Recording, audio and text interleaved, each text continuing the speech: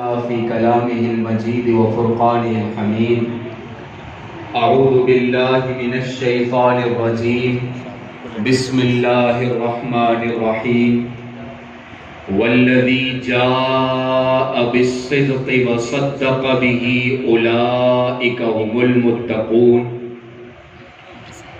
وقال سيد الأبرار صلى الله تعالى عليه وسلم: القرآن مشفع ماحل مصدق، من جعله إمامه قاده إلى الجنة، ومن جعله خلف ظهره ساقه إلى النار. صدق الله مولانا العظيم، وبلغنا رسوله النبي الأمي الصادق الأمين، ونحن على ذلك لمن الشاهدين والشاكرين، والحمد لله رب العالمين. کیوں نہ ہو ممتاز اسلام دنیا بھر کے دینوں میں، وہاں مذہب کتابوں میں، یہاں قرآن سینوں میں. اصدق الصادقین سید المتقین، چشم و گوش وزارت پہ لاکھوں سلام، یعنی اس افضل الخلق بعد الرسل ثانی اثنین ہجرت پہ لاکھوں سلام. انتہائی واجب الاحترام، قابل صد احترام، معزز مکرم علماء کرام، گرامی قدر سامعین، آج کی اس خوبصورت پر رونق باوقار عظیم الشان محفل کا خوبصورت عنوان ہے صداقت قرآن.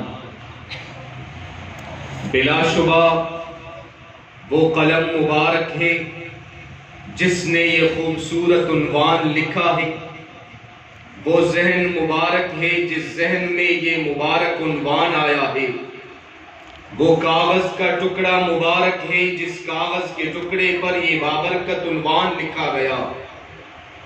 یقیناً ادارے کے منتظمین نے روز اول سے لے کر آج تک ایسے خوبصورت عنوان کا انتخاب کیا ہے. اگر بات صداقت کی جائے تو صادق و امین جناب محمد الرسول اللہ صلی اللہ علیہ وسلم کی ہستی بابرکت نظر آتی ہے.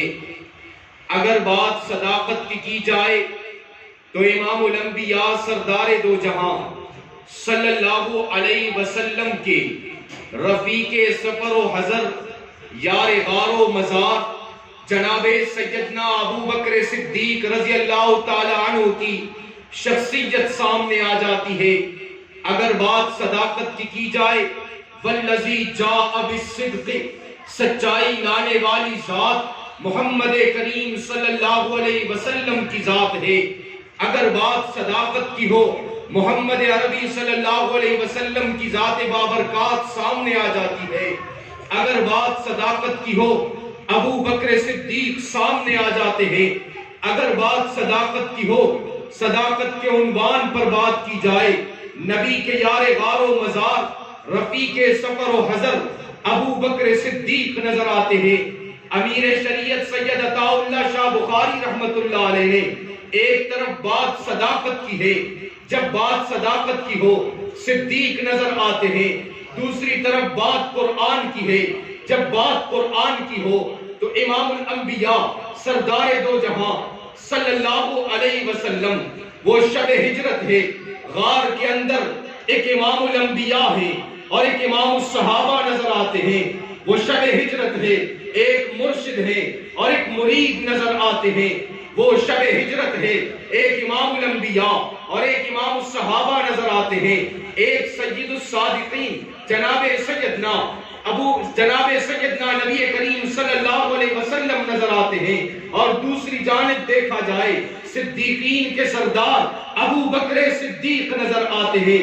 امیر شریعت سید عطا اللہ شاہ بخاری رحمت اللہ علیہ اس رات کا منظر بیان فرماتے ہیں جب صدیق کی گود میں آقا کا سر مبارک رکھا ہے.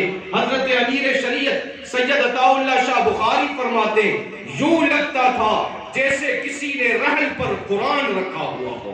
سبحان اللہ۔ اس لیے کہ ایک قرآن یہ جو میرے اور آپ کے پاس ہے، یہ قرآن دو گتوں کے درمیان ہے، اور وہ قرآن جو محمد الرسول اللہ صلی اللہ علیہ وسلم کی صورت میں ہے، یہ قرآن کتاب اللہ ہے، وہ قرآن محمد الرسول اللہ ہے۔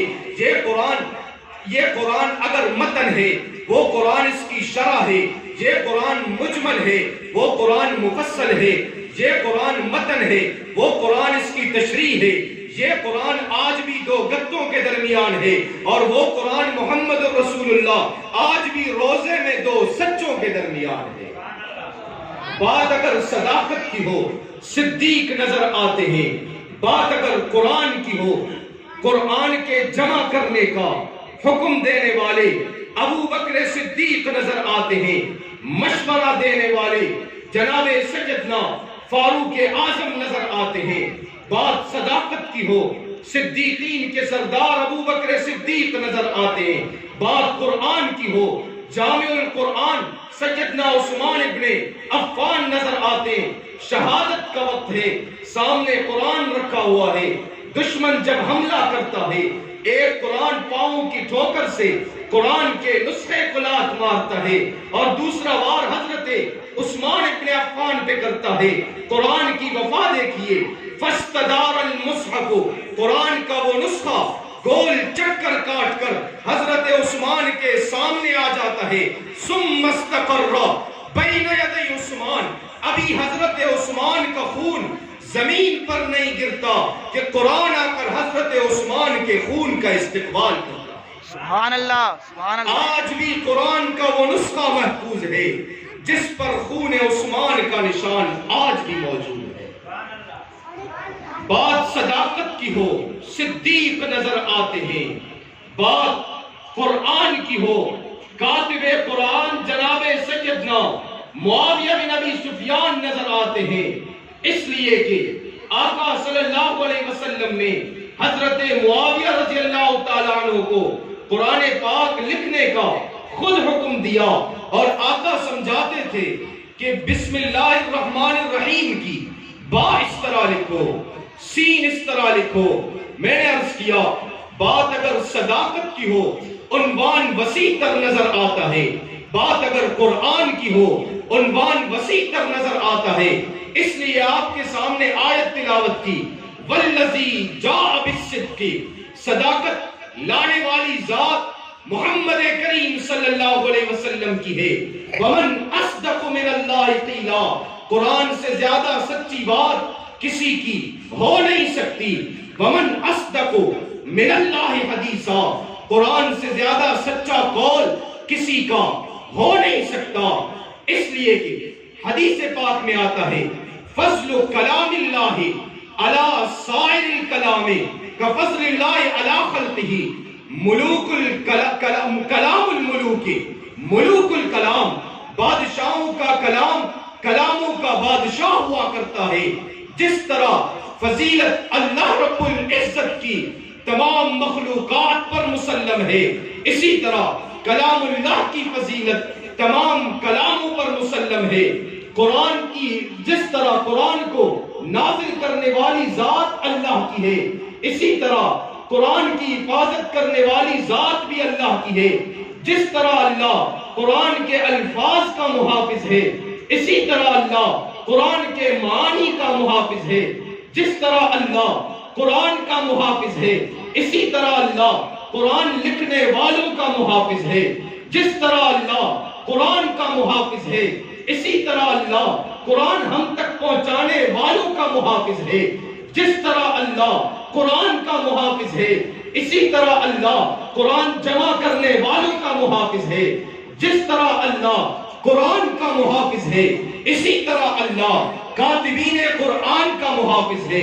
روز اول سے لے کر آج تک قرآن میں تبدیلی کرنے کی کوشش کی گئی، محنتیں کی گئی، سازشیں کی گئی، مکر کیے گئے، فریب کیے گئے، لیکن قرآن کی حفاظت کا ذمہ اللہ نے لیا ہے۔ جس طرح اللہ قرآن کا محافظ ہے، اسی طرح اللہ قرآنی شخصیات کا محافظ ہے۔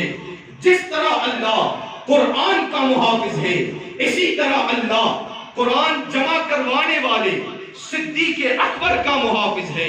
جس طرح اللہ قرآن کا محافظ ہے، قرآن کے جمع کا مشورہ دینے والے حضرت فاروق اعظم حضرت عثمان ذو النورین کا محافظ ہے۔ جس طرح اللہ قرآن کا محافظ ہے، اسی طرح اللہ جامع قرآن عثمان ابن عفان کا محافظ ہے۔ جس طرح اللہ قرآن کا محافظ ہے، اسی طرح اللہ کاتب وحی جناب سیدنا معاویہ بن ابی سفیان کا محافظ ہے۔ بلکہ اگر یوں کہہ دیا جائے غلط نہ ہوگا، جس طرح اللہ قرآن کا محافظ ہے، اس وقت سے لے کر آج تک جن مدارس میں قرآن پڑھایا جاتا ہے اللہ ان کا بھی محافظ ہے۔ بڑے بڑوں نے زور لگایا کہ دینی مدارس کو بند کر دیا جائے، مدرسے کا نام لینے والا کوئی نہ رہے، لیکن جس طرح اللہ نے قرآن کی حفاظت کا ذمہ لیا ہے، جہاں قرآن پڑھا جائے اللہ ان کا بھی محافظ ہے۔ جس طرح اللہ قرآن کا محافظ ہے، اسی طرح اللہ قرآن پڑھنے والوں کا محافظ ہے، اللہ قرآن پڑھانے والوں کا محافظ ہے۔ جس طرح اللہ قرآن کا محافظ ہے، اسی طرح اللہ قرآن پر ایمان لانے والوں کا محافظ ہے۔ جس طرح اللہ قرآن کا محافظ ہے، اگر یوں کہہ دیا جائے غلط نہ ہوگا۔ انسانوں کی بات تو اپنی جگہ ہے، لیکن جس جس کو نسبت قرآن کی مل جائے اللہ ان کا محافظ ہے۔ اگر ایک کپڑے کو نسبت قرآن کی مل جائے اللہ اس کا محافظ ہے۔ اگر ایک لکڑی کو رہن بن جائے قرآن کے لیے اللہ اس کا محافظ ہے۔ ایک الماری قرآن رکھنے کے لیے ہے، اللہ اس کا محافظ ہے۔ در و دیوار ہو، شجر و حجر ہو، جس کی نسبت بھی قرآن کے ساتھ مل گئی اللہ ان کا محافظ ہے۔ اس لیے مسلمانوں اگر کامیابی چاہتے اپنی آنے والی نسلوں کو قرآن کے ساتھ جوڑنا ہوگا، دینی مدارس کے ساتھ جوڑنا ہوگا، کامرانی چاہتے قرآن کی نسبت کو اپنانا ہوگا۔ دنیا کچھ بھی کہہ دے لیکن یہ حقیقت روزے روشن کی طرح واضح ہو چکی ہے، جب تک قرآن باقی ہے قرآن پڑھانے والے مدارس باقی رہیں گے، قرآن پڑھنے والے حفاظ باقی رہیں گے، قرآن پر ایمان لانے والے مسلمان باقی رہیں گے۔ پھر کیوں نہ کہہ دوں ذو پیشانی نے تیری قطروں کو دریا کر دیا، دل کو روشن کر دیا، آنکھوں کو بینا کر دیا، خود نہ تھے جو راہ پر اوروں کے ہادی بن گئے، کیا ایک نظر تھی جس نے مردوں کو مسیحا کر دیا، وہ شاخ گل پہ زمزموں کی دھن تراشتے رہے، نشے منوں پہ بجلیوں کا کارواں گزر گیا، قدم قدم پہ برکتیں، نفس نفس پہ رحمتیں، جدھر جدھر سے وہ شفیع آسیا گزر گیا، اور جدھر نظر نہیں پڑی وہاں ہے رات آج تک وہی وہی سحر ہوئی جہاں جہاں گزر ہوا۔ وما علینا الا البلاغ۔ ماشاءاللہ ماشاءاللہ۔